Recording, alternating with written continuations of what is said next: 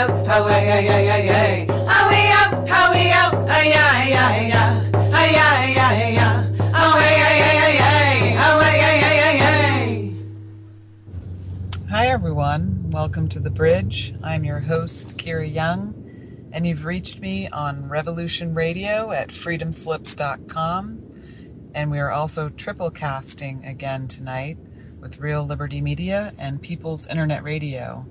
So welcome aboard everybody, and thank you so much for listening. Tonight we're going to have a Two Rivers Camp special, and we're going to start out with the chef of the camp, and then we're going to have Alisha back, and Alisha has met a landowner that has been taken advantage of or forced to have a pipeline on his property, and he's not real happy about it. So we're going to have a lot of information to absorb.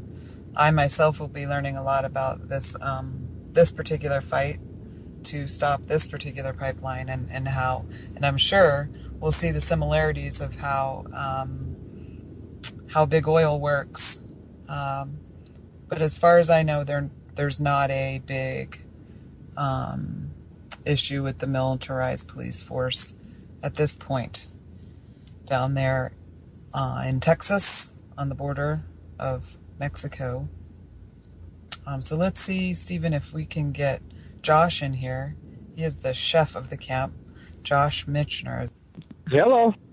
Hi, Josh. It's Kira. Welcome to The Bridge. Well, thanks for having me. So I was just telling the folks that we're having a little Two Rivers Camp special here this afternoon and let them know about everything that's going on. You are the camp's chef extraordinaire. And well, resistant chef extraordinaire. There you go. The revolution cannot be hungry. Yeah, I'm with you on that. That's really, really great.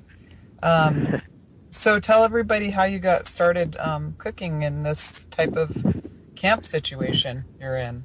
Well, I guess I think probably the first time I ever did, like a camping style / survival type kitchen like this is probably back in my rainbow days, 10, 12 years ago, when I first did a lot of work with oven ovens and whatnot, and got into setting up and maintaining long-term kitchens like that. And I did that for a couple, I traveled around with them. But then how I got more into this, environmentalist end of it was basically Standing Rock.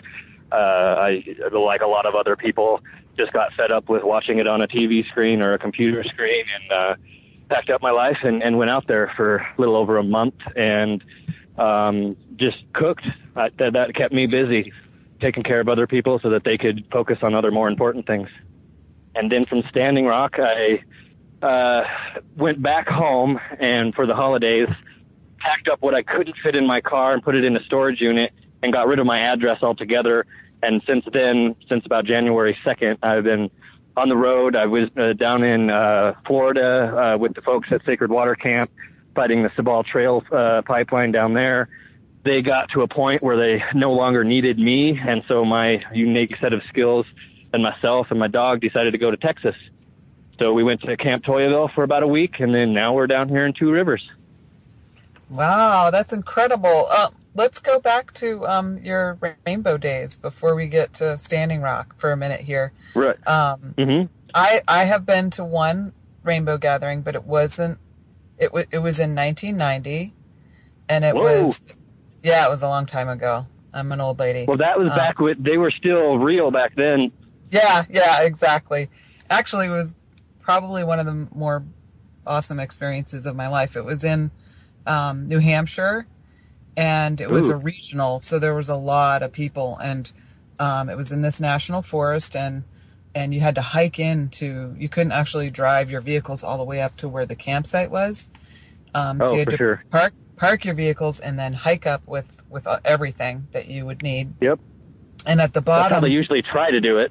Sorry, go ahead. It makes a lot of sense, actually. At the bottom of the mountain, there is a camp there that's set up, and it was the alcoholics camp, and they confiscated everyone's alcohol going into the camp.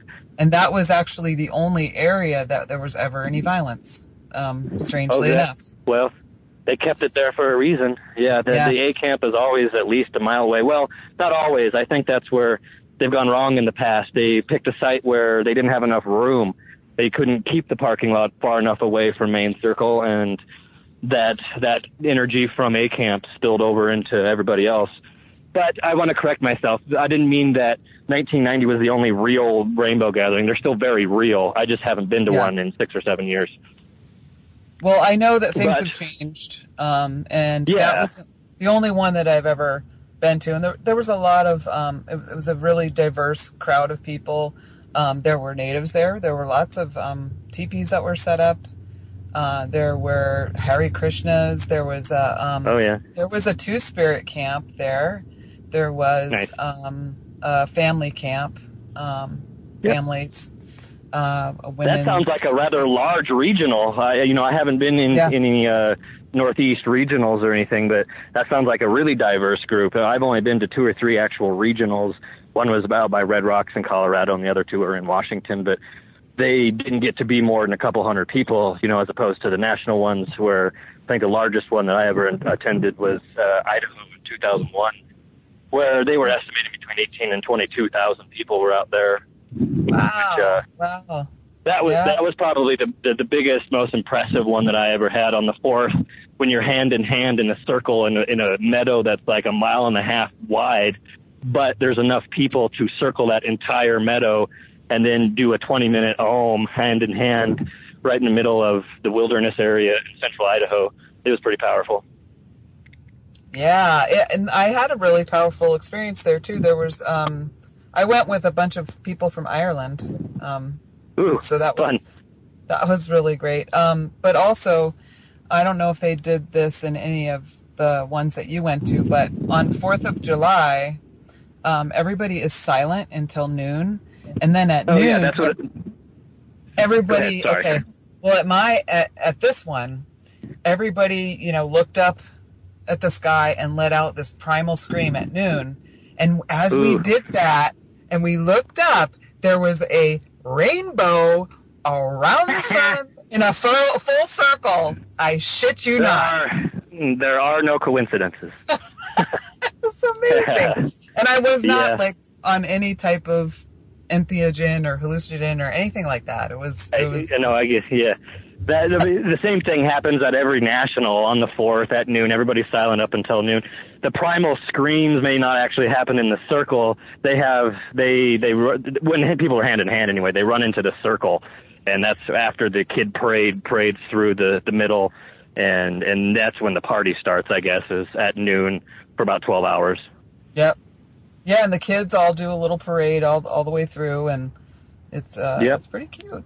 It's pretty fun stuff. So, Standing Rock is where the Rainbow Gathering meets Native America in a big way. Yeah, kind of. Yeah, and that doesn't always work out, but most of the time it does. So, what definitely the cultural.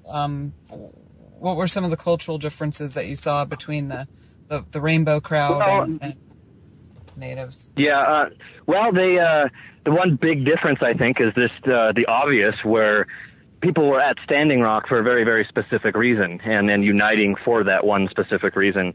At a Rainbow Gathering, it's just the entire purpose is just to gather a big group of diverse people and experience each other for a certain amount of time, and then they go their separate ways or on to regional gatherings. And it's like there's a set time, you come, you go, and it's I don't want to call it a festival because there's nothing bought or sold there, but which also brings to the light of there are the term drainbow has definitely been coined in the last several years, only because you can literally travel around all year long and go to regionals and then the nationals and never actually, if you would like to live that lifestyle, you would never have to earn money or really do anything. And so those kind of lifestyles do not mesh with a Standing Rock type situation. There is things to be done every minute of the day at a place like Standing Rock or here or any other activist camp or protest or whatever you want to call it. And when you get a bunch of people that are normally out in the woods gathering, doing nothing but, singing songs and just being together, the mentality and the motivation are not the same. Mm-hmm. Yeah. So I guess that I mean, I don't want to dog on the rainbows. It's two very different things, and you have to have two very different mindsets going to each one. You can't expect either one to be similar really in any way. And, when I was up at Standing Rock, they had their orientations at 9 and 3 o'clock every day. And the very first line that they would say is, "This is not a music festival." Just to, get people into you're going to get up before 8 o'clock in the morning, and there's going to be things for you to do. It's not going to be la-di-da and, float around and then eat everybody's food and consume resources and fill up porta potties for nothing.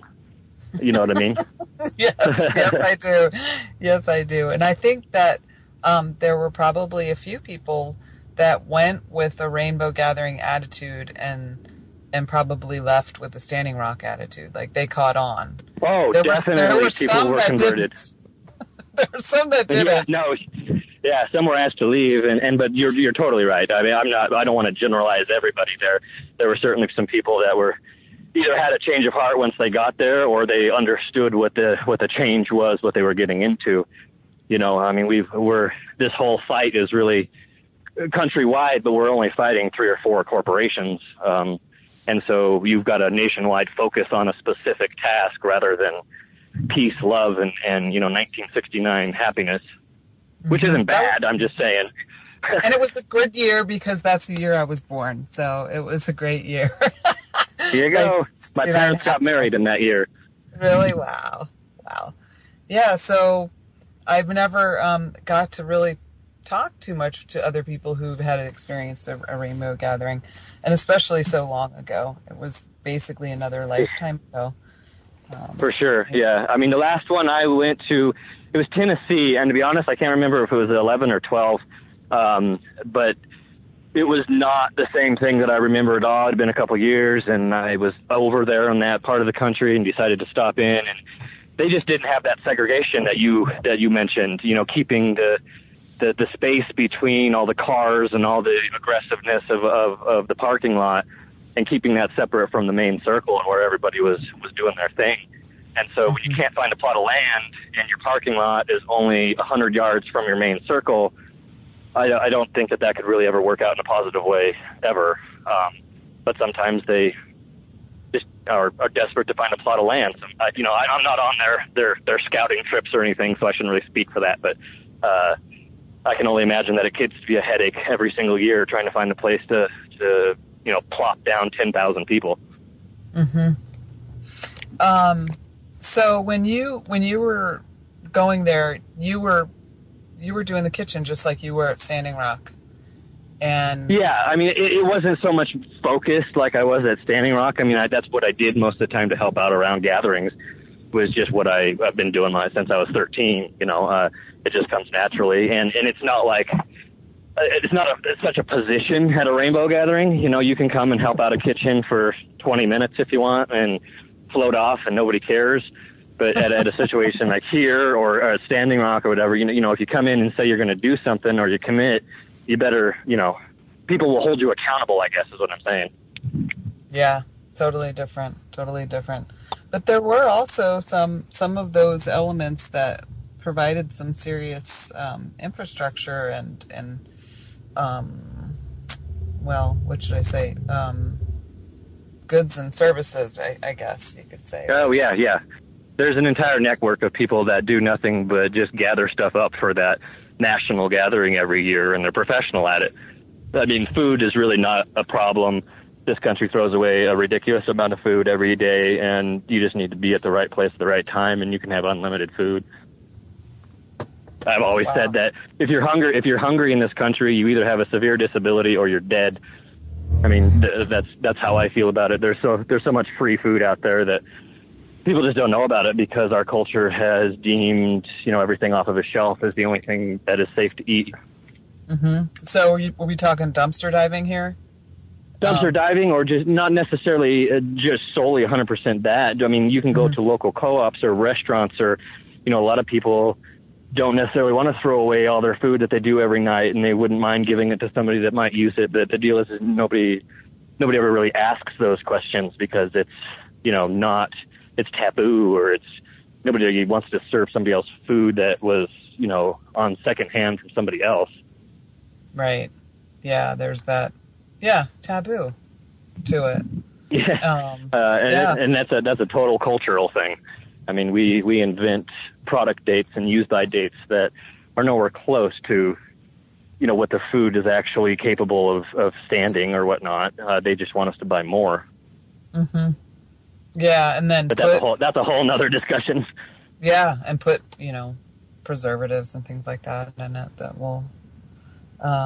Right. Well, that's the contradiction. They'll make something like a Twinkie that will really last for decades, but put an expiration date of like a month, just to we can't eat that, throw it away and buy a new one. Yeah, but in my opinion, that's not really food. No, you're right. No, I get what I was just going for the most extreme preservative example I could come up with there. But the Twinkies will still be around for the cockroaches after the nuclear apocalypse. Right, they will. So we had a lot of food up there at Standing Rock. A lot of people dropped off food. And you, tell me about it. Were staying there, it actually became hard to preserve and organize it all. Oh, for sure. I somehow gotten put in charge of doing that for the Rosebud camp over on the south side of the Cannonball for about a week. Me and this other guy, but yeah, the second snow showed up, and we had all of our produce in a hoop house that was only insulated with a little bit of that rolled space insulation, the foil stuff. Mm-hmm. So we had to figure out a way and we had every extra sleeping bag and blanket we could find, covered it. We had a little propane heater that I would go in and turn it on for like 20 minutes because the condensation would get to be too much if you left it on longer than that. They had a huge cellar for roots dug, probably, I'll say 15 by 30 and about 6 or 7 feet deep, and we filled it completely up, and then we just didn't have anywhere else to put anything. And then once everything was frozen, that became even more difficult. Yep, very. And to keep water as well. You had to, it all froze. The water became extremely difficult just because, freezing. We had a house built around our water tanks on the south side, and that still didn't keep it warm enough, so people started fires in the house and whatnot. It really was quite educational to find all the different ways to use the snow and combat the snow at the same time. Yeah. I was not there when it was snowing. I was there like in the beginning of November, and there was that area that was set up with all the different food and produce, and you could just walk in there and just grab whatever you wanted, and it was the most delightful experience that you just, it felt so free, I guess. Yeah. Yeah. It's definitely. Go ahead. Sorry. I wish it could live like that longer. All the time. That's the goal. Well, I think it's pretty possible. People just have to get out of their comfort zones a little bit and look at living life in a different perspective, other than jumping in their SUV and buying, the quickest thing to eat every day and relying on all this artificial infrastructure that we never really needed in the first place.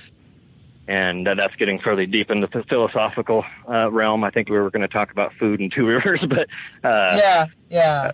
So but either way, and you can definitely get deep and philosophical on here because we have the time to do that, and I like that. I'm kind of I was a philosophy major in college and stuff like that, so I like that. But I tried for about 6 months to be a philosophy major. Yeah. But anyway, I spent most of my time on the south side of the river up there in Standing Rock.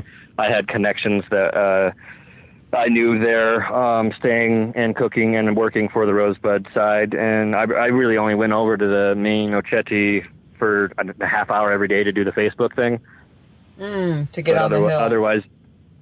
Otherwise, I mean, I did cook for a couple different nights over there. The Chautauqua tribe had brought 300 or 400 pounds of frozen salmon from their rivers up there in the Pacific Northwest. And I happened to walk by one day, and they were literally sawing these frozen salmon, a whole foot, just into the steaks, skin and all. And I was like, you guys gonna need some help cooking that? Because I was like, Jesus, nobody else here's got salmon. I want some of that. So I was just offering to cook to get myself some. And turns out that I ended up standing there behind their grill, just preparing salmon with like an orange butter for like 3.5 hours. We just did nothing but grill salmon steaks, and made a big ceremony for. It was quite the production. Like, they still had so much salmon left over, but we fed at least 750 people, judging by how many steaks that we had processed through. But it was quite the treat. And other than that, I went over to the main kitchens a couple of times and helped them chop vegetables, just as kind of a vacation from the other side of the river. But there was so much to be done over there that it didn't really. I could have stayed there 24/7 and stayed busy, but you need a little me time every once in a while. So what did you take from there? What did you learn from Standing Rock that you're taking to Two Rivers? Oh, cooperation, patience, a deeper understanding of what compassion can probably be.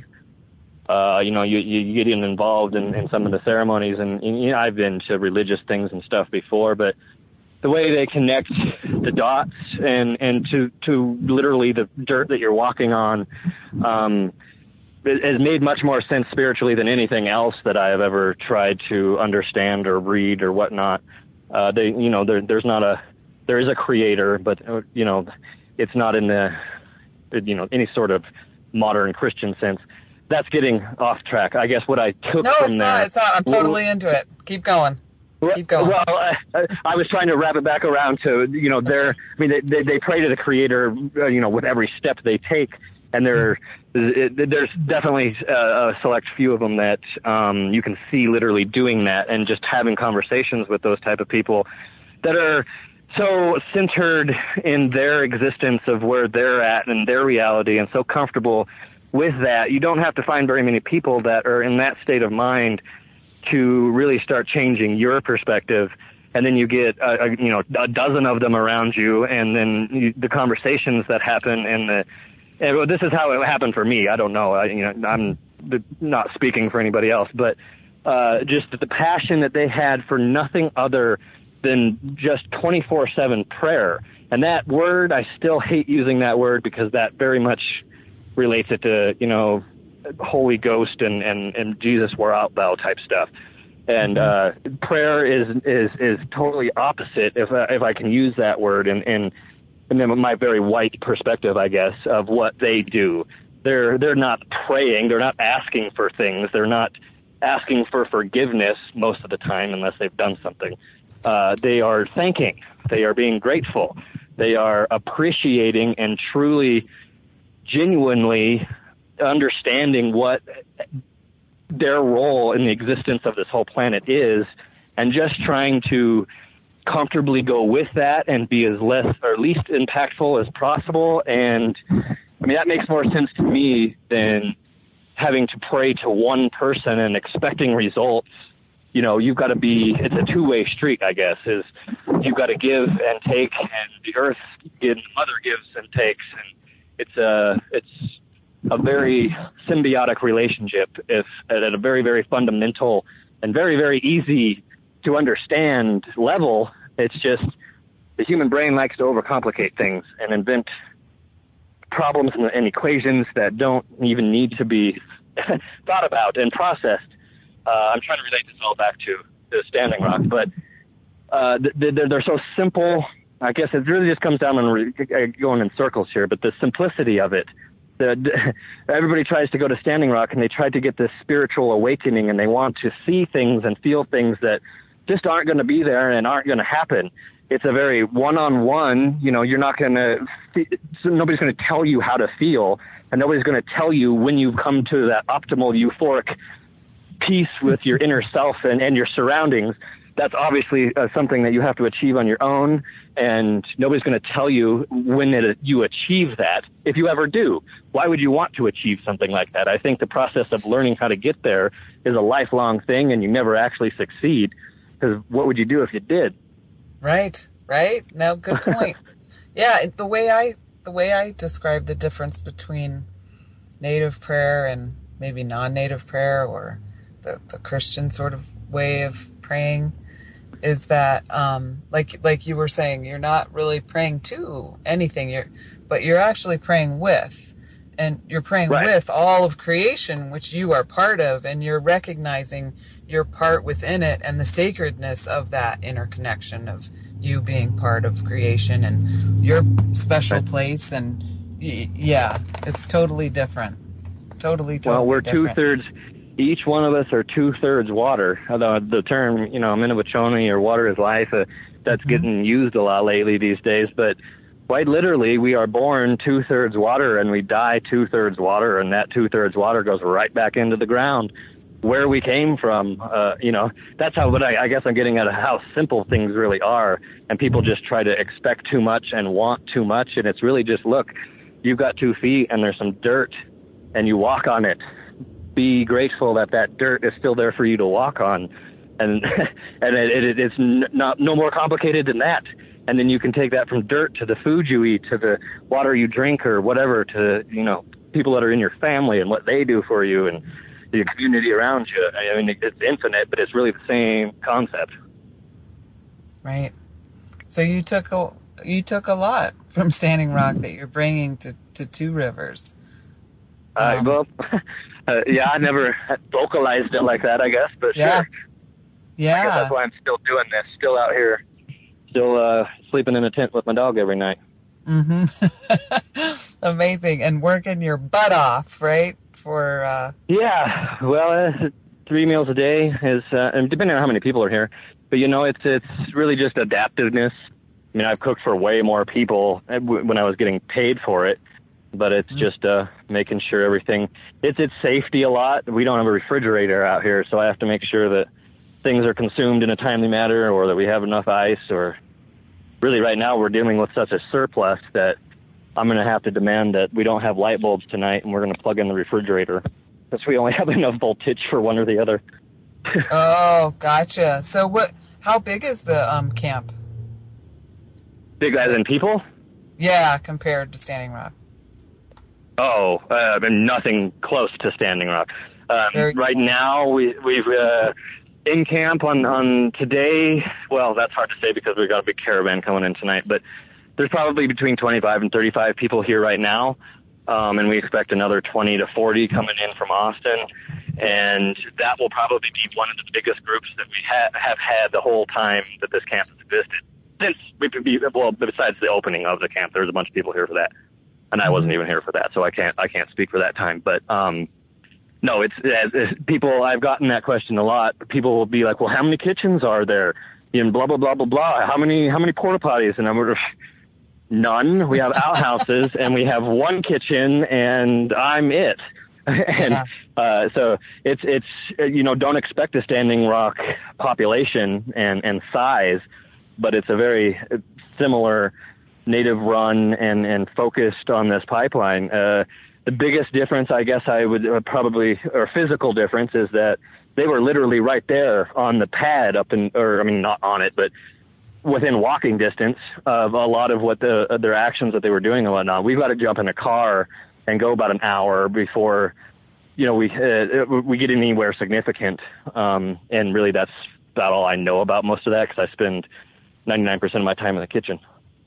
Right, yeah. So you're going to actually, Alisha, who's coming in the second hour, is she's at the kitchen now.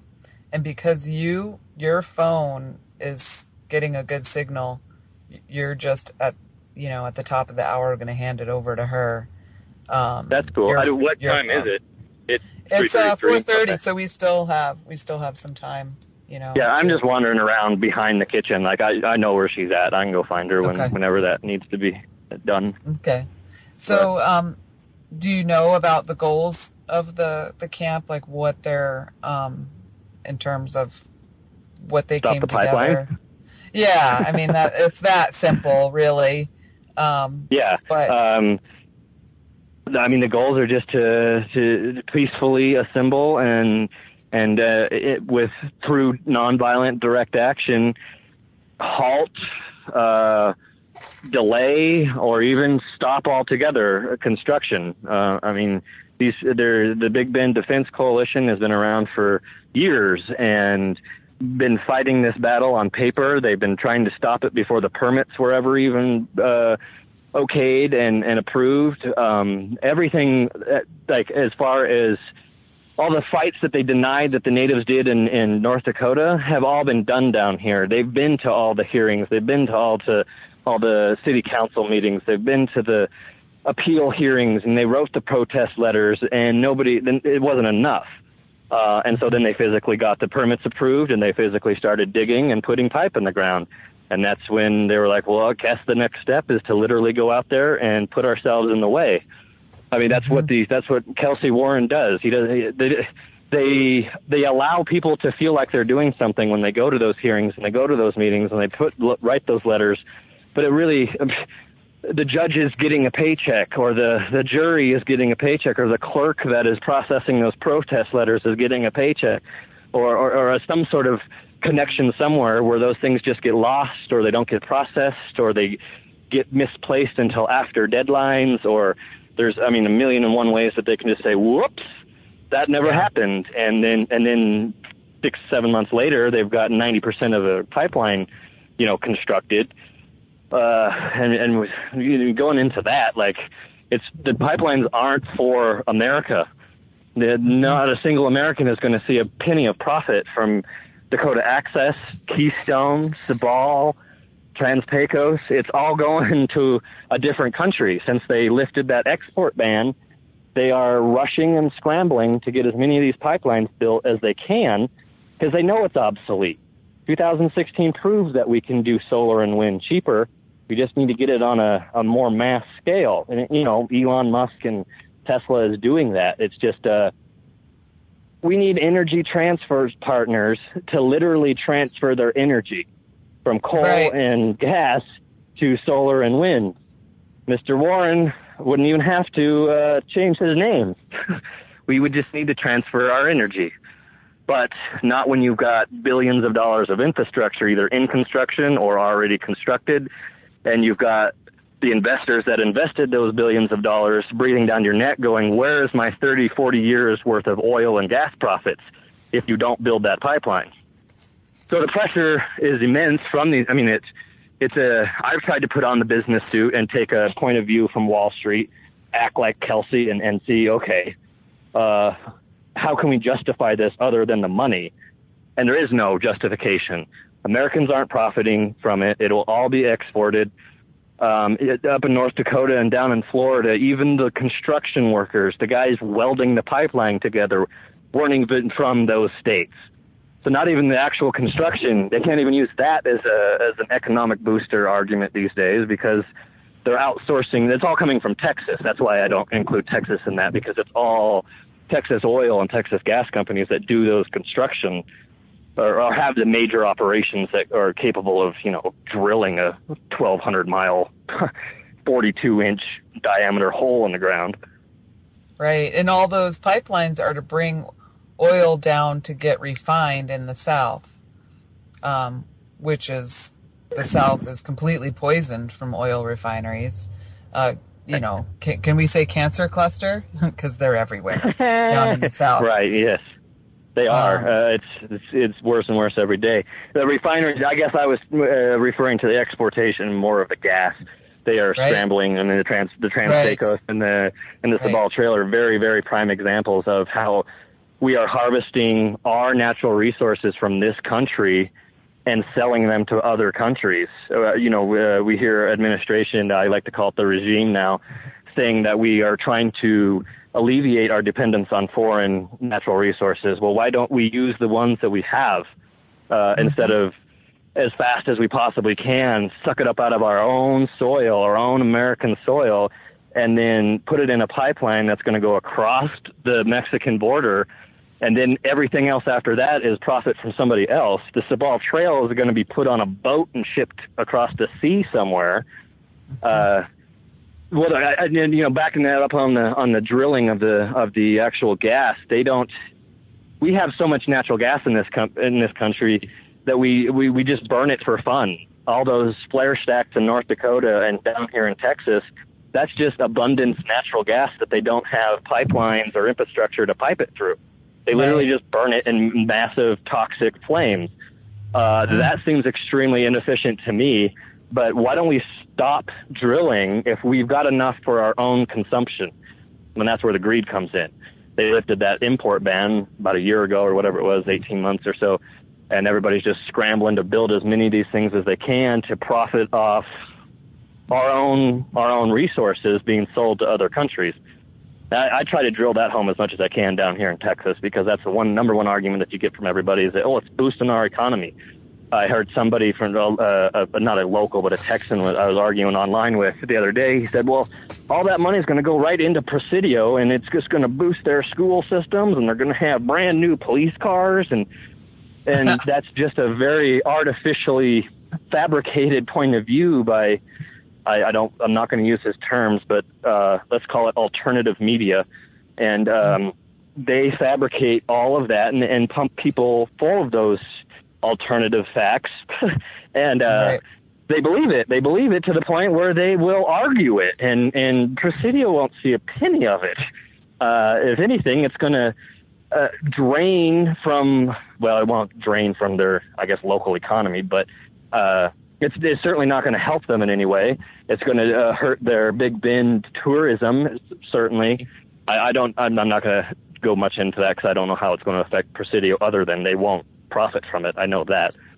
Kelsey Warren is not building a $3.5 billion pipeline to help out a border town in southwest Texas. Right. He doesn't care about the border town in southwest Texas at all. Or any he doesn't care about any town between. in Texas. Right. Yeah. He's got, 2 or 3 of his own islands? Sure, and it's the same old thing, is it's just designed to make a handful of people quite wealthy at the expense of, everyone and all life. Yeah. And a degradation of future generations, rapid degradation of quality of life for future generations. The day is near. My daughter could very easily, and it's a very real reality, have to pull up to a pump and pay for water like you do gas now. I was down in Florida, and to go to Walmart and buy a brand new 5-gallon jug of water, it was $13.44. That's over half as much as gasoline. So we're already paying half as much for water as we are for gasoline. Let that sink in, and then give it another 10, 20 years, and we'll be paying $4 a gallon of water. Wow. Yep. The water wars, all of those futuristic that was part of the novels. prophecy. Yeah. Right. War over water. How silly is that? Water is the next oil, because oil wouldn't give up their supremacy. Oh yeah, there's those conspiracy theorists. They're purposely building these pipelines to poison our water on purpose, so that they then can contract people to build water refineries to then sell us the water back. Which, at this point, was what happened in the last couple of weeks since Nutjob took over. That's really not that far of a stretch of reality. I mean, it's kind of already happening in a sense. People are looking to invest more money into water refineries and water depolluters than they are like desalination desalinators, whatever you want to call it. Wouldn't that make more sense? Yeah, it really, really would. And you look at, quite frankly, reservations who have been, dealing with these toxic dumping grounds for the government for centuries. Well, since the, invention of reservations. Yeah. Since the invention of where do we put this? Yeah. Yeah. Oh, let's just shove it on a reservation. And so Oklahoma, lots of people have to buy their water in Oklahoma because of the fracking. Now they have earthquakes. Where they didn't before. Yeah, well, we're having earthquakes here in Texas, in Pecos, whatever the major town north of Balmorhea up there is. They've had, in the last couple of weeks, last 3 weeks, they've had 2.4 earthquakes. And as far as I can find, they haven't had an earthquake of any close to that for, well, ever. Look on a map. Balmorhea, Texas is not on the fault line. Wow. And so it's happening everywhere, and people just ignore it. I mean, you see these every day on TV, a pipeline explosion, 600,000 gallons of oil in a river, a person missing in an explosion, and nobody ever asks, well, how did that happen? What can we do to stop it from happening again? They ask, oh, geez, did our service get interrupted? It was such a good thing that the fire department was so Johnny on the spot. Good job, guys. Nobody ever was like, well, geez, my house was only 2 miles from here. Can we prevent that? That's a mentality of people. I mean, it's not just the corporations. We've got here in Texas, I guess it's probably worse. I will state that just because everything in Texas has been paid for and bought for so many, the last 100 years, with oil money. I mean, universities are paid for with oil, the elementary schools, the roads are paid for, the police, the fire department. It's all big oil. And so it's a major uphill battle to try to turn around communities, that aren't like Marfa. We got a lot of support from Marfa, but Marfa's a gem, a diamond in the rough, as far as Texas is concerned. And I guess a small part of Austin would be included in that. But that's my Texas geography. I'm not going to go and say that I know more about Texas than that because I spent some time in Austin and I've spent some time here. So, but the pipelines, it doesn't matter where you're at. They're the same thing. So they're completely worthless. There's a long history of basically brainwashing that these things are just the cost of business. And so we should just put up with it, Yeah. And so it takes almost like training someone how to eat better, just keep offering for sure. the good stuff to them. Yeah. Well, I could go on for hours about that too. We have 2 or 3 generations in this country that don't even know what real food tastes like. They've been eating, I mean, their parents cooked out of a box, then they cooked out of a box, then they cooked their kids' food out of a box, send their kids to school and eat lunch food out of a box. And so when you put something real in front of them and they don't like it, they will not pay for it and they will say that it's not good. Right. So you have to keep offering it. And it smells really good when you're hungry and it's the only thing to eat. And then you eat it and you realize, this isn't bad. This isn't bad at all. Right. And there's all a that whole new stuff, flavor other than salt and sugar. and gluten and Right, yeah. And if people would just try for a week to make all the stuff that they consume, either through fast food or convenience of one way or another, even when you go to a nice restaurant, if you were to go home and make a large French fry, it would take you an hour and you would consume a gallon of oil and it would be dangerous and you would burn yourself. Or you'd try to bake a hamburger bun every time you want to make a hamburger, or every time you pick up a Snickers bar. Try to make a Snickers bar. Nobody would ever eat all that stuff if you had to make it yourself. It's true. And that's also why people don't make the good stuff too, because it takes more time to actually eat better. So it takes more, you have to plan ahead more. You have to think ahead and plan and chop things. Oh, for sure. It's a whole different lifestyle for sure. But you can mix that in with, you got kids, like let's teach them some real, don't show your kids that what mealtime is running down and picking something up from the store. Teach your kids that mealtime is as a time to be together and you take 20, 30 minutes and you create something together and then you consume it together and it's a hell of a lot more meaningful. And the kid actually learns something other than, can I get a number 7? Right. Yeah. And that's why to me, discovering that I had celiac disease at like 42, and diagnosing myself, I really got to see the connection between, what we consume and our health and well-being. Yeah.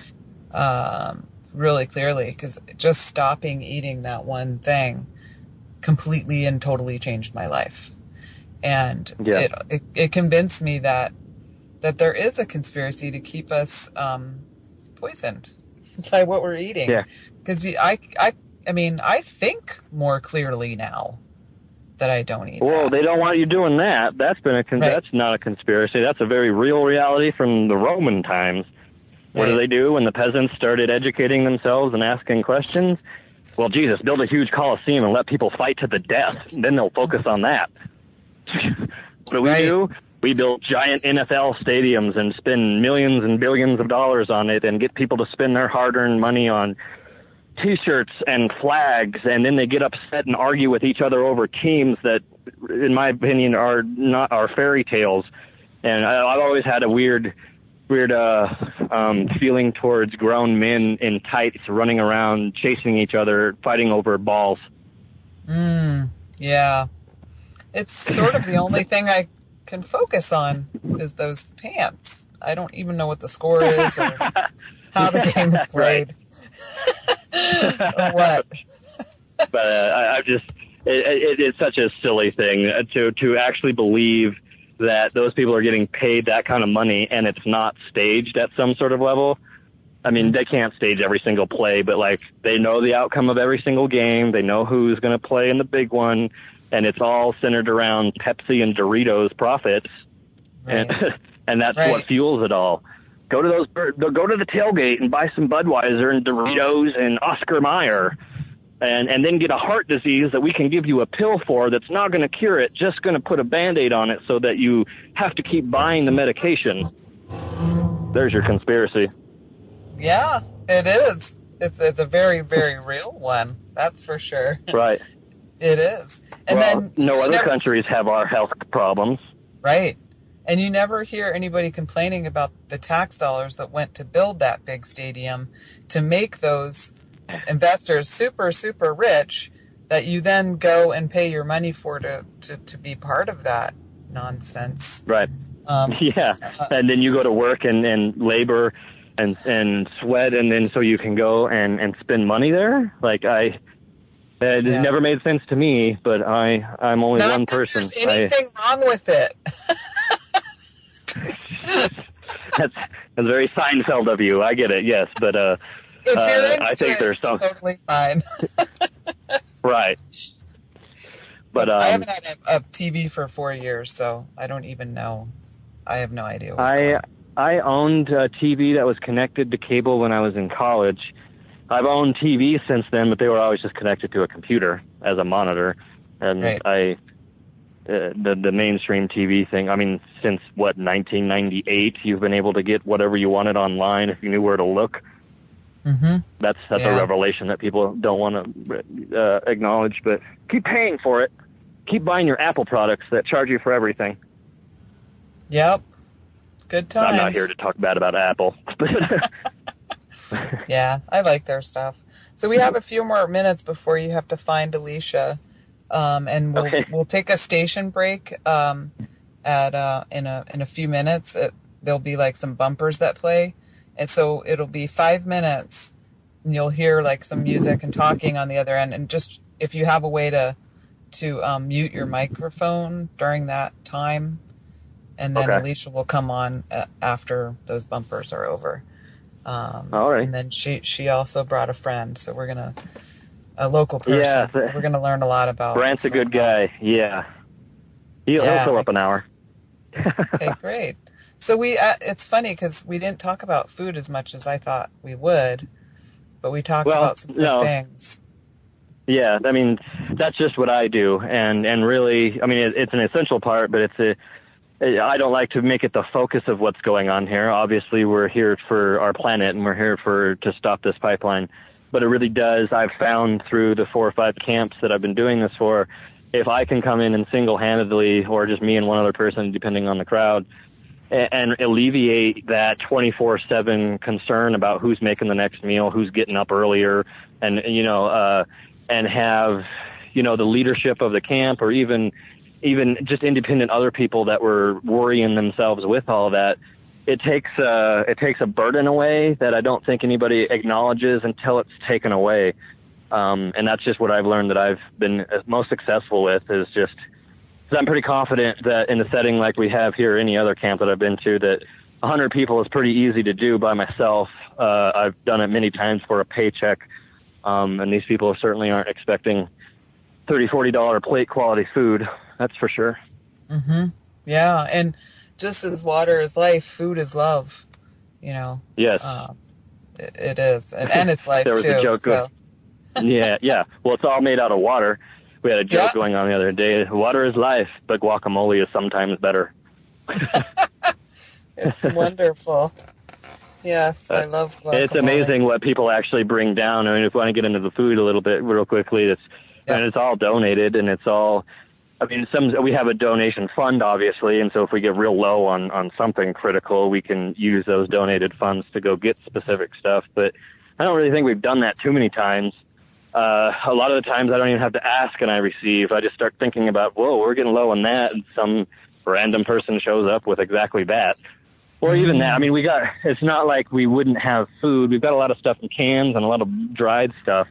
So, I mean, I could feed 30 people probably for the next 2 weeks. It wouldn't be gourmet, but it would definitely be nutritionally complete and keeping you alive. But it's really nice when we're out here and it's 80 degrees in the Texas desert in February and somebody brings me a flat of strawberries or, 3 or 4 pineapples, Mm-hmm. Yeah. And that's actually what I'm getting ready to do here. I'm going to get in and start. I've got, before you called, I made everything ready for this big barbecue that we're doing. So we're doing some ribs and some chicken, burgers, and we're going to jump in there and do that because we had this big plan for this weekend and all the food showed up at, 9 or 10 o'clock this morning, which is also fun for me because I never know what's going to really happen. Sometimes I can plan a meal or two ahead, but really it's just kind of, well, who's walking in with what? And then make something from there. That takes a lot of creativity.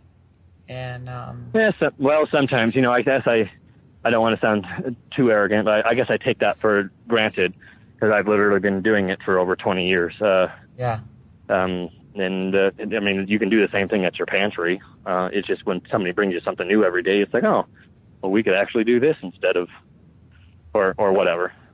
Yep. Well, I'm so happy to talk to you and connect with you, and hopefully we'll meet at one of these camps one day and share some delicious food together. No, Kira, let's not hope that we meet at one of these camps one day. Let's hope that we stop these things and we don't need these camps anymore. And yes, I'll meet you for a cup of tea somewhere. Okay, that sounds better to me. That sounds way better. All right. Okay, so hand it over to Alisha. Alrighty. A little station break. Okay, thanks. Thank you.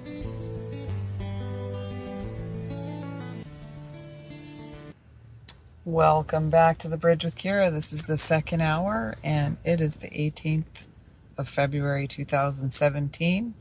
I hope you enjoyed hearing from Josh Michener, who was cooking there at the camp and had a really interesting backstory that I enjoyed hearing. And next we're going to have Alisha. Are you there, Alisha? I am. Can you hear me? Yep. Welcome back, Alisha Ali Vincent. Yay, you made it to camp. Yeah, I know. It's actually an equivalent drive. I mean, a little bit longer because it was my first time, but equivalent roughly to going up to North Dakota. Wow. Texas is big. Texas is big and Texas is warm. I'm wearing a tank top and I'm looking at a horse. This is truly what's in front of me. I'm looking at a horse and there's a mountain behind him and it's this beautiful arid landscape. Just the complete opposite of everything that I had when I was at Standing Rock. So interesting. Now you're in a desert and there you were, in the high plains of coldness. Yeah, I was getting used to being cold, and now I guess I'll get used to dustiness and dirt. And instead of flies, anybody who went up to camp in North Dakota during the warmer years or during the warmer months, we had lots of flies that were always around. Down here, what we have are bees. And I'm happy to see those bees because, of course, we have such a bee problem. So I'm like, bring them on. Right. Yeah. And what do you think that's from? All the agriculture, or there's just more plant life for them to? I don't know. Maybe. Yeah. Do bees migrate? Maybe they just come down here when it's warmer and then they start heading up. I don't know. Yeah. I don't know Sure. either. Okay. So I'm just getting a message that we were lost for a minute, but I think we're back. So, okay. So fill us in a little bit. We didn't get into like the nitty gritty about, what's going on with the pipeline. And we just sort of get a little bit of an overview.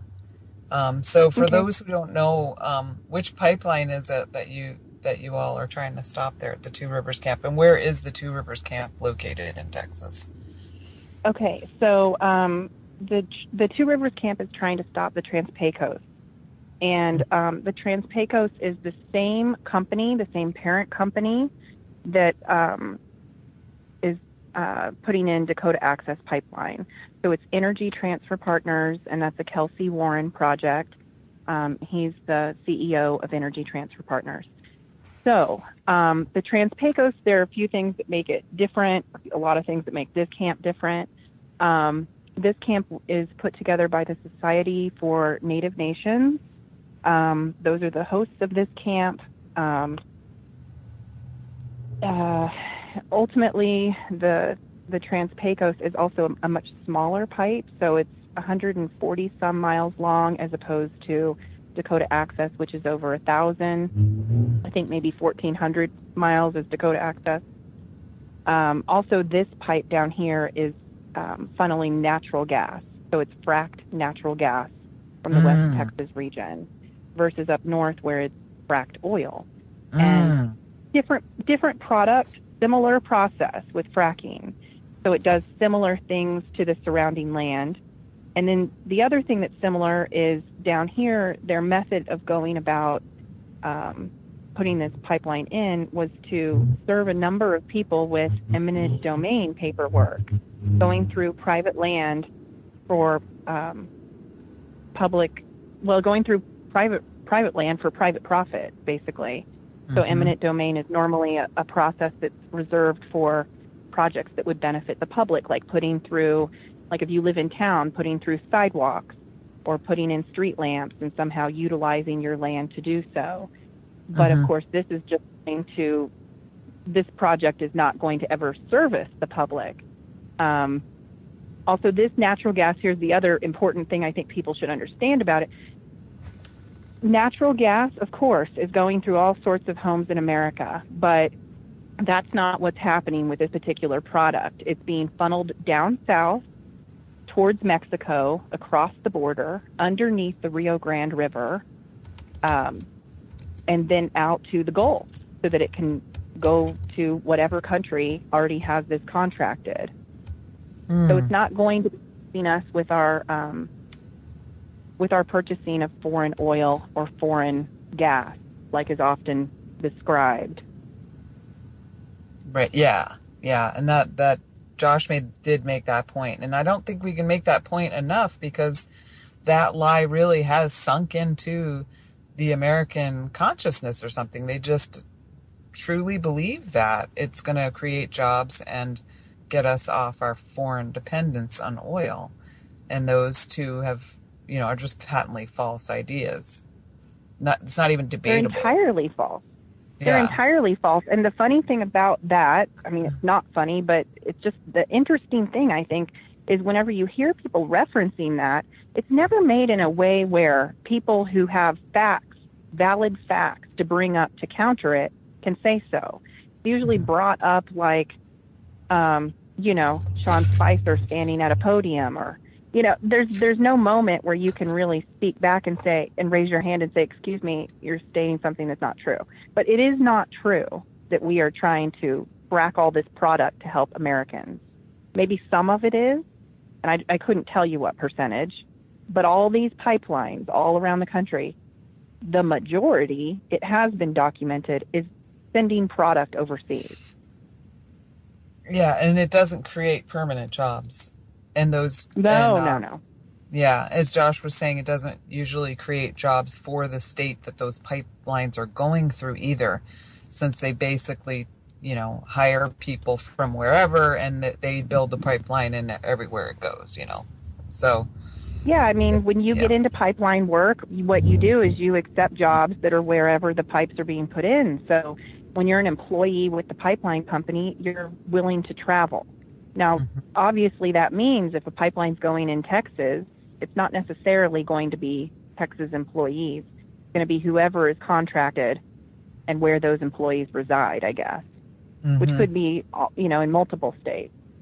Right. Yeah. So just to go back to the native group, that is that's an intertribal group. So the difference between them and say Standing Rock was a federally recognized tribe, and it was it kind of started with the Lakota. So then the Cheyenne River, of course, joined in, and other Lakota tribes, and then other native tribes joined in, and so it became an intertribal fight, and now it's sort of ending as a Lakota fight. So that's a big difference too. Even though there's that indigenous presence and leading there, it's more of a pan-Indian or intertribal presence to begin with from the very beginning. Yes. Okay. So that all of the things that anybody who went to camp up north maybe got used to, those things, the essence of that is still here. So, because this is a camp that is organized by the Society for Native Nations, yes, you do have people of different indigenous groups that are present here. And, I've not been here enough days to really meet a ton of people and establish, primarily what everyone's heritage is. But clearly, no, there's no Lakota presence. What we do have, though, is every morning someone's starting with the drum. There's a sacred fire. There's a circle. They're all the same markers of respect, not photographing it, the wearing of skirts for women. When we have a meal, there's still a spirit plate. There's a prayer that's said, an offering. So all of those similar markers are here. And, people like me who spent a significant amount of time in the camps up north, it feels a little like coming home here, honestly, because it reminds me of August and September when it was warm and, spirits were a little different than what the atmosphere is up there currently.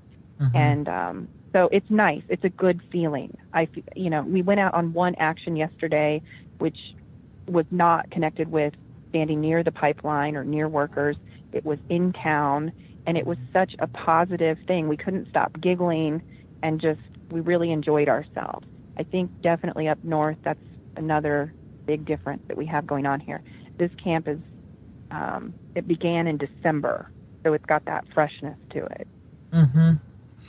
And the locals, you're not first of all not dealing with a militarized police force, and so what are the locals like? Yeah, we're dealing with a Texas police force, so I guess traditionally they are a little more militant and but I will say that I drove around and I looked at segments of the pipeline going in yesterday, and I didn't see officers anywhere. I saw no presence, no security of any kind. That doesn't mean it's not there. I'm just saying it's stark different from what it was up north. Just saying. Just saying. And in terms of the local population, I think it's generally pretty heavily a population of people that are like, why are you trying to go through this land? Why here? Why now? Because, you have to understand that a lot of people who live out here, I've at least established this, Number one, they are either generationally connected to this land, either through ranches or their homes or, just multiple generations that have lived here in this region in Big Bend. Or you have people who moved out here to try to get off the beaten path on purpose. They were trying to come out here where they didn't, go out their front door and hear their neighbors. And so, those people are a little stunned that somebody wants to go through their land and put in a pipe. They weren't expecting that. No, not at all. Yeah. So there's not a centralized, like a tribe, for instance, a centralized group that can challenge legally. So the legal challenges are being posed by individuals or this group that's started the camp on the legal front. That's actually a really good question. And, normally I am immediately in the midst of that, and I can't answer that question. I don't know who it is that's filing the legal challenges against this pipeline. I do know that they have a unique situation with, in North Dakota, you have, how do I describe this? In North Dakota, you have a particular line of protocol for being able to put your pipe under the ground and going through public land using eminent domain. There's a certain series of laws and a certain body that you go through that's similar to what it is in most of the rest of the 49 states. Texas is a little different. Texas has an energy commission that's actually called a railroad commission, which is more about the history of, it's the history of, how do I describe this? It's so complicated. I don't even know how to describe it in layman's terms just yet. I can tell you this. Jordan with TYT Politics, he described this really well in a video from about a month ago. And like all things down here, I think it's just a little bit complicated to try to sum it up in brief because there's a history to it. And when the railroads stopped booming, they then went into the oil boom, and they carried that name over with the Texas Railroad Commission.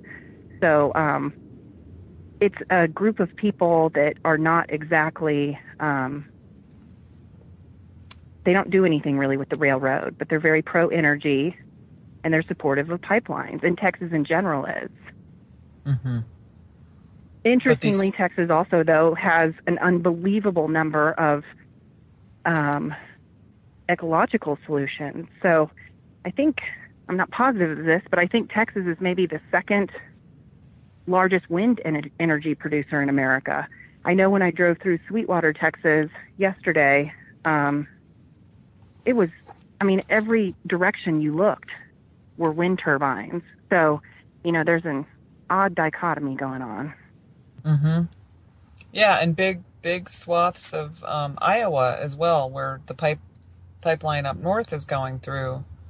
It's all wind. In Illinois, a lot of wind there. A lot of places I drove through on the way up to Standing Rock, all wind. Yet that very same land they want to put this pipeline through. It is an odd juxtaposition of where we're at, and the confusion and the lack of true understanding that most of us don't really have about how it works and how we're in this situation where it's even legal to profit off of such a dangerous way of making money. It's amazing. It really is. It blows my mind. But here we are, and I know. We're the terrorists somehow because we don't want it like this. We're somehow the terrorists because we're challenging the psychopaths in charge and how they've set things up for us to just be slaves to their profit and guinea pigs to just how long for making profit will kill us, Guinea pig. Well, that's one thing we were just now talking about around the fire. To come out and talk with you, I left a discussion that absolutely ended right there, where we were talking about how funny that is to be called a terrorist or to be on a watch list it's not funny. Of course it's not. But the worst, ironic, horribly sad part of it is the real terrorists are the people who are doing these things to the land, to the water, with no focus on repercussions. And, aside from trying to fight pipelines or trying to bring awareness on whatever level we are comfortable personally, aside from that, probably one of the next things coming up is that we need to start training people for what will be our future front lines of responding when these pipelines are breaking. We just had a pipeline break down here in Texas just a couple days ago, and it was felt 60 miles away. And what happened to all those families? They were all displaced, the families that lived around that pipeline. It was not a refinery that broke or that had a rupture. It was pipeline under the ground. So, it's interesting that we don't hear those things on the news. We don't hear interviews from families who were put in hotels. We never really know how many days, weeks, or months it removes them from their normal life. Those people become sort of invisible to us, and then the response to these breaks becomes something that we just, I guess, stop asking about. And that's not going to be happens if and when Dakota Access Pipeline breaks, because, as we've talked about before, the chemical makeup of the Bakken crude going through that particular pipe would be so unbelievably dangerous and corrosive, more flammable than gasoline. And so, these are going to be our new frontline warriors sometime here in the future. And we can call those people terrorists, I guess, but there's going to be a point where if they're well-trained and they know how to respond to these breaks, we're going to look at those people and also call them heroes, because certainly we can't depend on an EPA. We can't depend on a local government. We can't even depend on local news to tell the story accurately and tell us how many families were displaced. Right. Yeah, they simply won't tell us. And they shut those scenes down like a crime scene, but not like the crime scene it really is. To hold those responsible for creating that crime, but to keep the public from the truth about that crime. So it's locked down and shoved under the rug, so to speak. And we're so used to it, it's like, well, I guess, yeah. That's what it is. It's conditioning. And, I am not a conspiracy theorist. I am one of these people who likes facts. I was born in the show me state, so that's probably why. But I believe, show me the facts, show me the paperwork, show me the trajectory of what happened. And that's how I am still when I hear that pipelines have broke. I didn't hear that story about a pipeline breaking a couple days ago and think, oh boy, I hope those people are okay. That's not what I thought. I immediately went online and started calling people I know in Texas and saying, okay, but how many families? Okay, but exactly where? Okay, but was there a school there? But, those are the things that I think people would want to know if we really got out of this mindset we've been conditioned into to think, oh, well, in that last report we heard about it, they told us there's no harm to the environment and local citizens are safe and their services aren't interrupted. Those are the three things they say. Your services aren't interrupted, the local environment is safe, and residents are fine to still use their utilities. Wow. As long as we hear that, we're apparently fine. So just as lawyers have become first responders in this system, so could media, alternative media, real alternative media, become a first responder to those scenes to find out that information. And the lawyers as well to hold those responsible for making those families, however many they are, making their lives back to normal again. Mm-hmm. You know, and we'd find out just how hard it is to do that as well. Just how much our system is set up to make sure that those responsible never have to pay the price for what they've done, for what they're responsible for. You know, and people like, you know, Aaron Brockovich find those things out real quickly, that the system itself is not set up in a way to make it easy for those families to actually be helped in the way that they should. Yeah, So. well, and I joke about this all the time, but I don't know if you've ever seen the movie Men in Black with Tommy Lee Jones and Will Smith, Mm-hmm. but, you know, one of the things that I joke about is that, oh, there's another pipeline breach, or, you know, all these calamities occur. Oh, there's another one, the Men in Black, here they come. I joke Mm-hmm. about that, but I actually think this is the first part of me reaching an age of awareness where on the one hand I see what's going on and I feel like there's a productive place for me and there's work for me to do. On the other hand, the downside is, what in the world?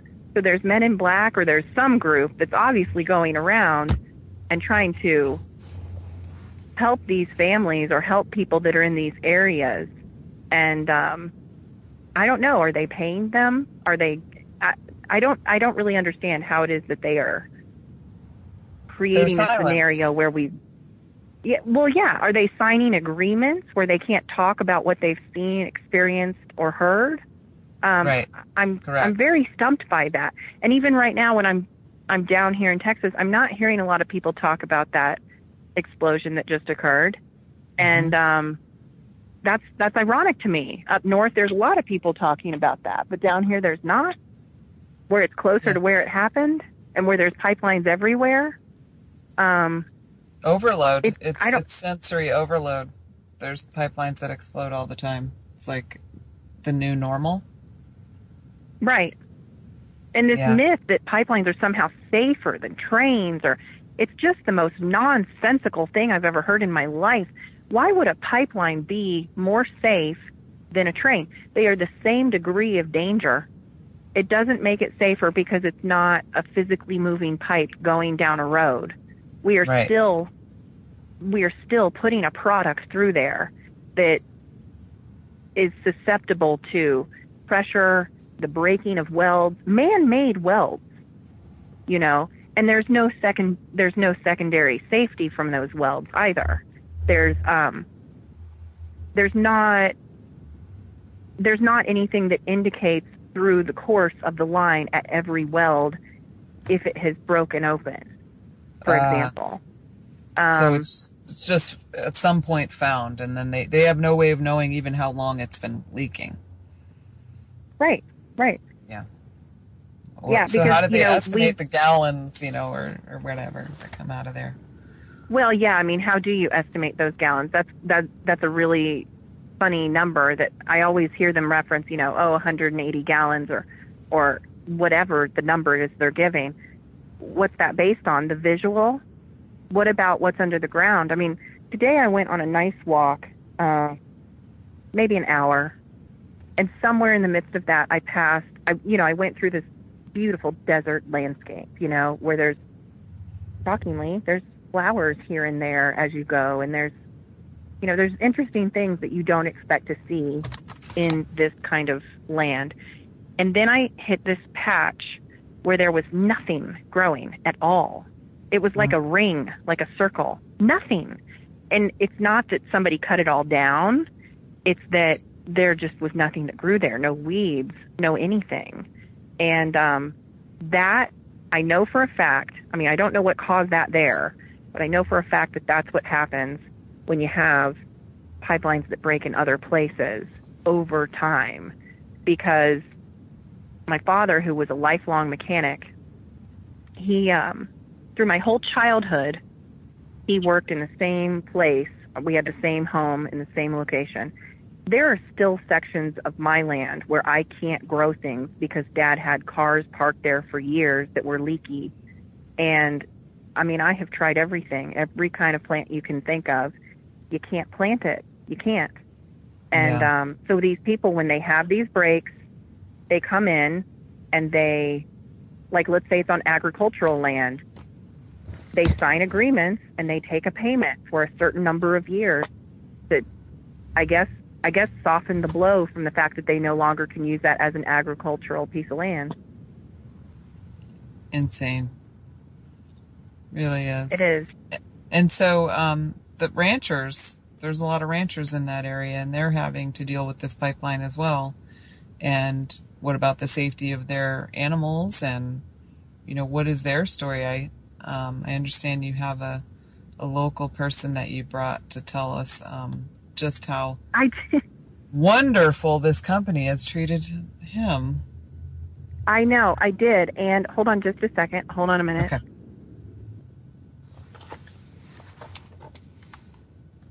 Yes, I did. And here's where we're at now is I'm sitting here looking at his horse and I don't know where he's went. Okay. So, well, when he comes back, we'll talk to him. But you can, okay. you can tell us a little bit, like maybe give us a, you were telling me about how much they took and how much they gave him and just how it worked. Yes, I will tell you that. So I met yesterday when I first got here to camp, I met a young man named Brandt. And he's in his mid-20s, and he has a ranch that's near here, near where camp is. And I don't know if it's land that's been in his family or what. I don't really know the full story on that part. But I know it's near here, and he, like I said, I'm looking at his horse. He rides his horse in over here to Two Rivers Camp. He drives in as well, just for the record, he does. But he has been active with this pipeline, particularly because it hit extremely close to home. And at some point this year, he got a letter from Energy Transfer Partners saying they were putting the pipeline through his land and that they wanted to offer him $6,500, I think is what he said. And that's pretty amazing when you consider that we're talking about, I think he said it was under 20 acres. And that land here would be approximately, I mean, it's hard to estimate that exactly, how much it would be worth, but approximately $700,000 sounds more appropriate for that amount. And there's no negotiation opportunity. If you sue them or if you somehow don't go into the agreement with them, then not only do they come after you with their lawyers, but other people have had problems come up to them related to that. If you go through the process of going ahead and signing it, they immediately arrive with bulldozers. In terms of this situation in his scenario, what happened is he did join with a group of people who were trying to fight the pipeline going through. Now it's already been laid in his property, and the way they were able to do that is they went to that Texas Railroad Commission. They paid their offered payment into an escrow account at a local bank, an escrow account that's managed by an attorney, and then based on them winning the case, that money would go back to the company. If they lose the case, which of course Energy Transfer Partners is confident they will, then Energy Transfer Partners not only has their pipeline laid, but at a pretty cheap price, and all that money in the escrow account goes to the people whose land they've already violated. So, I mean, it's sort of mind-boggling if you can wrap your head around that. They've already put it through his land. He already didn't want it to be, and somewhere there's a bank account that has that money sitting in it waiting on, you know, a plus or a minus. Wow. A thumbs up or a thumbs down. That's incredible. That really is. So what, I mean, since the system is rigged for, you know, for Energy Transfer Partners to win, we know it's rigged. We really, it's, I don't think that's a conspiracy theory. I think it's a conspiracy fact that the system is rigged. So let's say by some, that the judge that day was given some ayahuasca or something, and he came up with a different conclusion, and they won. So what do they have to do? Rip the pipeline out of his land? Yeah, I know, right? It's a good question. I don't even know that answer, but right, and we'll never know that answer because the system's rigged, right? It is. I mean, it has to be, and I don't know. I think, how do you fix that system? Probably there's going to be a lot of losses before that system and that fix ever takes place, because you have a lot of guinea pigs. You have a lot of lawsuits that are going to have to be thrown in that direction. A lot of people who are going to dispute these things, and then there'll be, I would hope, a tipping point where these things start going in our direction. And I don't know, if you look at Flint, Michigan, and their water quality issue, I think that's maybe a good thing to look at in comparison here, because think about the fact, it's not just the fact that they've, for over 3 years now, not had solid, good, clean drinking water free of lead. Just sort of a basic we would all love to have, right? Mm-hmm. They don't have that.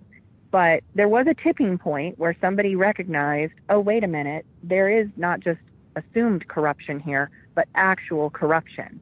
And it took some whistleblowers to start throwing out these pieces of paper, these emails, these letters, the memos that were basically acknowledging that certain city leaders, water board officials as well, were poisoning the people knowingly. And so, where's our whistleblowers on the pipeline issue? I don't know, but there's going to be some somewhere. Yeah, well, whistleblowers usually, the ones whose names we know their names because they want us to know their names, and they being the psychopaths in charge. Most whistleblowers either languish in nobody knowing who they are or what they did, or with, they end up suicide with 2 shots to the back of the head somehow, if you get my drift. Mm-hmm. So I do. That's what happens to whistleblowers, even under Obama. Even under Obama, whistleblowers didn't fare well, because it's the system, and it doesn't matter, which jackass or smooth criminal they get, to be the puppet for that system. The system's going to work exactly the same. So the whole illusion of our democracy, our so-called democracy, is about putting all of our energy into that illusion of, yay, we have a choice, between a sociopath and a narcissist. Aren't we lucky that we get to vote? No, because your vote, first of all, doesn't mean anything, and our people, they're selected, not elected. So if people get involved on the local level, you can make a little bit of a difference there, because those politicians and those pencil pushers, they live close by. They have to answer to the people who they live around. So they're more likely to make sane choices. But even at that level, things are fixed too. And so it's almost impossible. It's just about impossible. But we still have the illusion of this system that's completely fair, and, there's a way to challenge this and that, and but it takes a lot of energy, and so we're going to have to get really creative with how we, and we are getting creative, I think, with how we challenge these things, not just legally, but if your laws are destroying all life, well, screw your laws. So, well, yeah, I understand what it is to think like the kind of person who would probably listen to everything you just said and think, well, that is incredibly negative and ridiculous. What do you mean? We have selected leaders. We all have a chance to vote. I know what that feeling is, to think like that. Because there was a time in my life where I did think like that, and I thought, well, you don't have a right to complain because you're not voting. You need to vote. You need to vote. It's all about voting. It's not all about voting. I've lived outside of the Baltimore, Washington area, in it or around it, for enough years to be up close, nose close to politics, and I get it. It's not about voting. It is about going to Congress as a lobbyist and pushing around your objective and trying to figure out whose hand you can shake, who will actually help you, win the day for whoever is paying you to be there. Now, I'm not even saying that, if you really listen to what I just said, I didn't even say it in a negative way, because I don't think that all lobbyist aims are horrible. That's true. It took lobbyists to push around civil rights issues so that we could get away, to a certain degree, to get away from some of the ways that we were living in the 1940s and 50s. It took lobbyists to do that. It also took lobbyists to help get us away when we were in the Industrial Revolution from the part of our mode of thinking where children could be, essentially slaves, or, these men and women didn't have certain work hours that were, a lot of our labor laws came out of lobbyist aims. But I guess what I'm just saying is, I don't think it's cynical or negative anymore. I think it's realistic. I think it's realistic to look at that glass and say, yep, it's half empty. It's half empty. So what are we going to do about that? And I think that's why I enjoy working as a water protector currently, because I sit around and, when we're not out doing something physical, we're talking about moving forward. We're not complaining so much. We're talking about moving forward, doing things proactive that will just, swing it in a better direction, I guess, right? Right. And like water, you got to keep moving.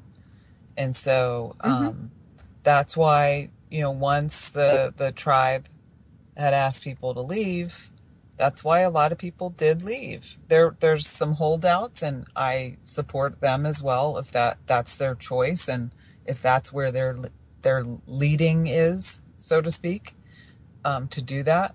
But I also really understand why people left, because if they say they're going to fight it in the courts now, and that part of this fight is over, then that's the way it is, and there's plenty more pipelines that to be fought. We don't want to get hung up on this one battle that already seems to have gotten a little out of hand in terms of co-optation, and there's been what you just said, it just totally put me in a mindset that I haven't been in all day. It's interesting because every day for probably the last week, I have felt teary at one moment or another for friends of mine that are literally on the ground now in one of those camps up north. I have friends in Rosebud. I have friends at Sacred Stone. I have friends at Osheti. And that's not to say I'm a popular person, just to say I went there quite a bit. And I got to tell you, you just put the pause button on for me, because I worry about those friends so much. It's going to make me cry. There's no way to get around it. I worry about them so much. And there's a great deal of guilt that comes with leaving up there, a huge amount of judgment and guilt, self-judgment, like maybe there's something more I could be doing, maybe I should be helping.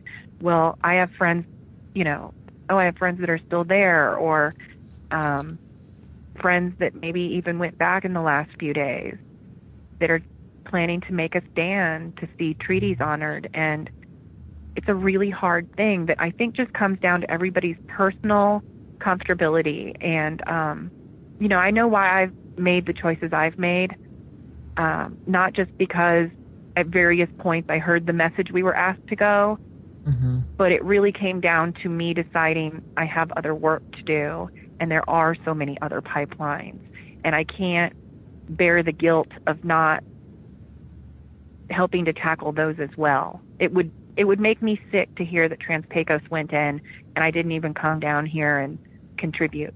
So that was why I made my choice. as far as my friends who are still up there, I don't judge them harshly, but I know that's not the path I need to be on. So. Right. Yeah. And for them, I certainly wish the best, and I pray for them every day. But I also went into Standing Rock knowing that eventually it would be co-opted and it would be steered towards not the original intentions. I'll put it that way. So the original intention stopped the pipeline. Yeah, corrupted. Because there's so many different forces doing that, who from the very beginning.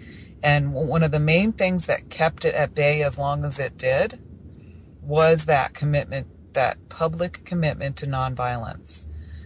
Because the first thing that agent provocateurs steer a good movement towards is violence. Okay, and then the other thing that they steer it towards, if violence doesn't work, then they'll steer them towards martyrdom and civil war. Every time. This is like an MO, that you can identify. This is how agents work in movements. Right. Is steering people towards these main three things: violence, martyrdom, civil war. Kira, do you know what I just saw? I'm sorry, but I just saw a cowboy. Oh! And he needs to come over here. No, hold on a minute. Brandt. Okay. We're doing this little thing. It's called a radio show.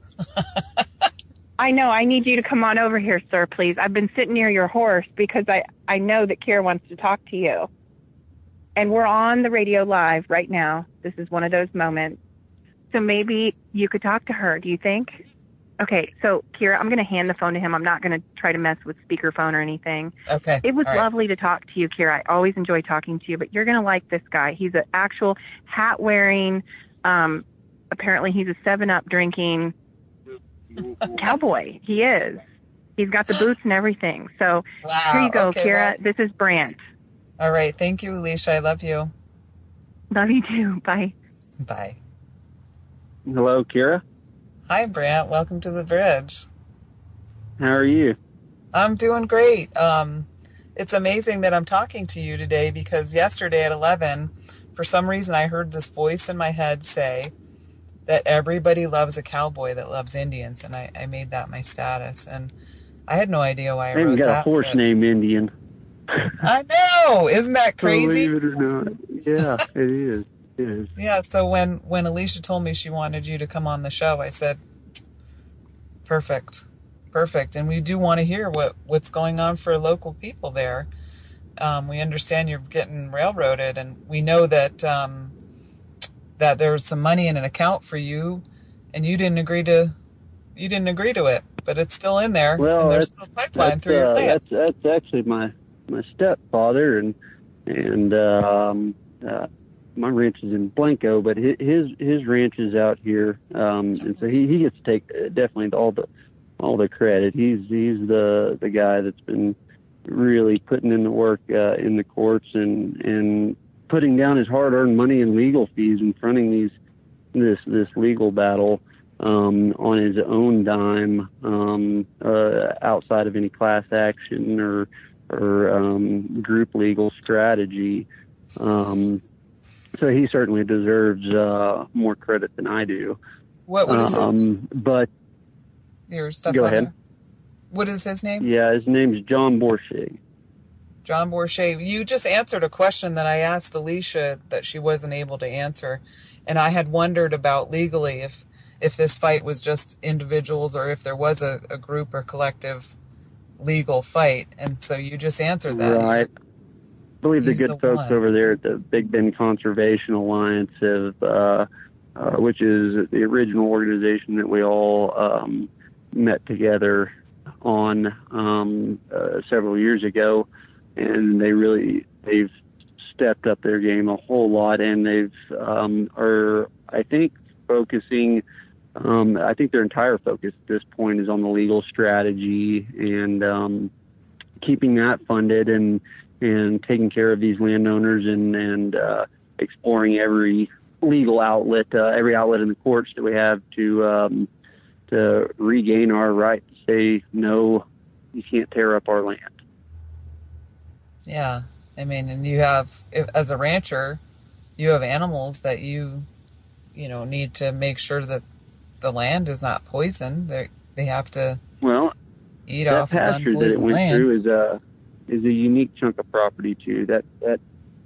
That pasture holds the southernmost herd of pronghorn in Presidio County, maybe the contiguous United States. The only contender would be a herd that would exist in Brewster County, Texas, which is, as far as I know, talking to the biologist, that pasture holds the southernmost herd of pronghorn in the United States. And we went from about 18,000 pronghorn in 1980, and we've been hit by a series of epidemics that have led to a near extirpation in 2012, where we got down to a record low of 2,751 individuals remaining, and fawn crops around 5%. So we've got mamas that were aborting all their babies during that time period, and we were really, really in a serious threat of losing all the pronghorn in the Trans-Pecos. So that's the extent of their boundary, and habitat fragmentation is been a force that it probably contributed greatly, if not was the main causative agent of the extirpation of the bighorn in 1960, and other species like bison and elk and other animals that are extremely nomadic. So when we're at that pasture, it's hard to explain to you just how torn it is. It's not a great big pasture. The pasture is only maybe 1,600 acres, but it's certainly the strongest pasture and the best pasture for antelope on the entire ranch. That's where almost every antelope on the ranch likes to hang out of that one little pasture next to the highway. And it may be because they're bouncing off the highway coming east to west, but it's that's it. We used to get 8 permits a year, and I think our last year in 2010 we got 1 permit, and that was the end of them. So we've got that provides income for the ranch. That's one thing, but more importantly is the opportunity for our kids and my little brother and sister and our kids to have the chance to hunt pronghorn and to not have to deal with the problems that would occur if pronghorn did not exist. I mean, we've lost a lot of really important species, and our ecosystem is struggling to adapt to those rapid changes over the last 100 years, and it's not doing very well in the fight. But when one animal species disappears, then the whole ecosystem is thrown out of whack, and it makes everyone's job harder. It makes the problems more complicated, and in the direction we're going, it's going to be a losing fight, and going to really make it hard for humanity to be sustainable in the region. That's why the conservation group has gotten involved in this, and they plan to challenge it on the ecological level in terms of. I have no idea. I'm hoping to be able to testify irreparable damage in the federal court of appeals, but I really don't.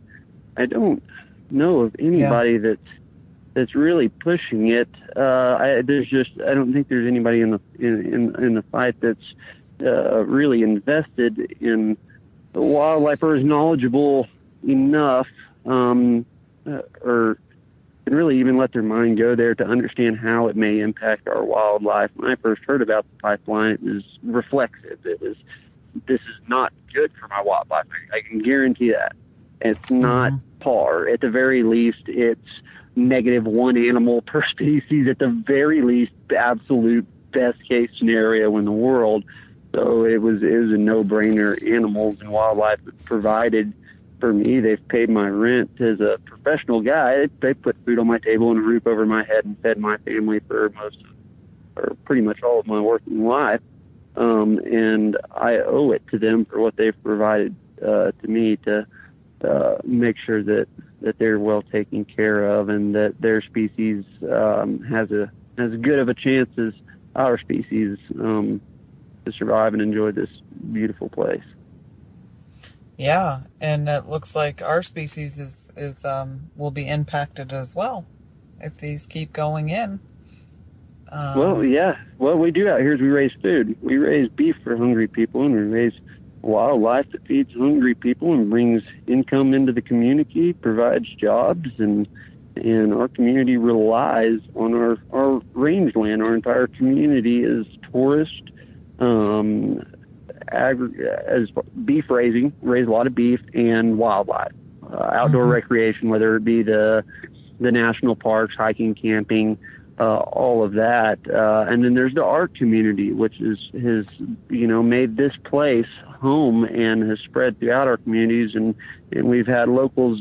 It's not just artists that have come out. It's artists that have influenced and empowered locals to explore communication through art. And we've had some wonderful artists out here uncovered. They come out here for the serenity. They come out here so they can think and they can be honest with their communication through their art and the raw nature of it, and the limited exposure to the outside world is the romance of Big Bend, and it's gutted us.